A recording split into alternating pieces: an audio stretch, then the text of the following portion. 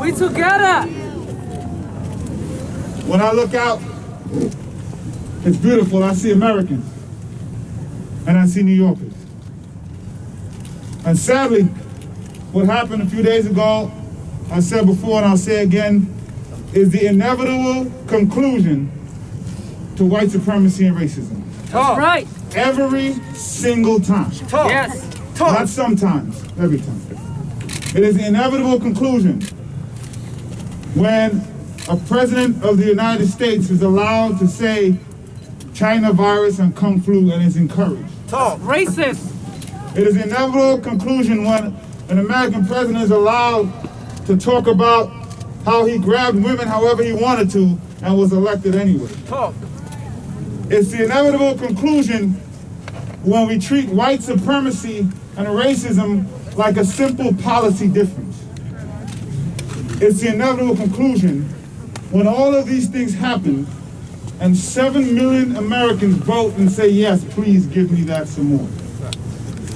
We have to be honest about the depths of white supremacy and hatred in this country. This is what happens, is the inevitable conclusion when that bigotry is matched only with a country's demonic obsession with guns.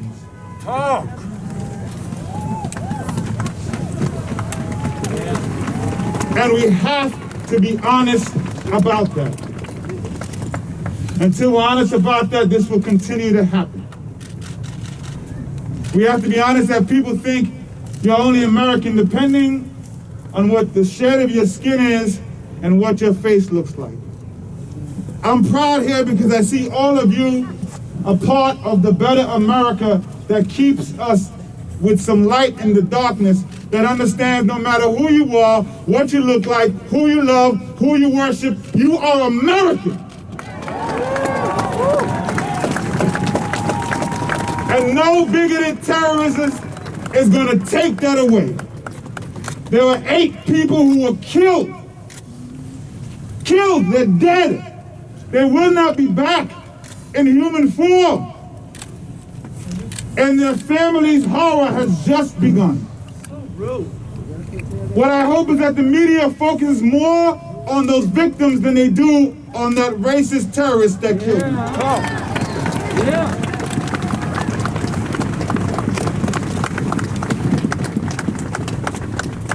This is powerful what's here, and we have to continue to do it each and every time. But I also want to see behind the tweets, behind the prayers and thoughts, some action. Let's get some money into these community groups so they can push back on this hate that's happening here.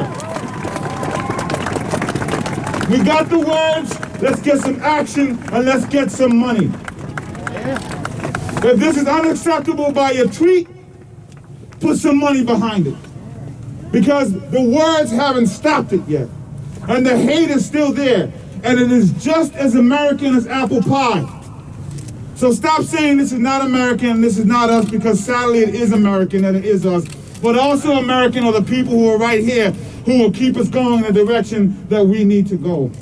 I'm so proud to stand with each and every single one of you here.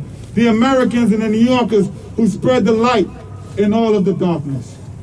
And I want to end with this, so I've been ending this as many times as I speak about this. A message to law enforcement from the black community. First, I want to thank Jumaane and all of the Asian leaders who were screaming Black Lives Matter last summer. Thank you so much for that. And we are going to stand with you now.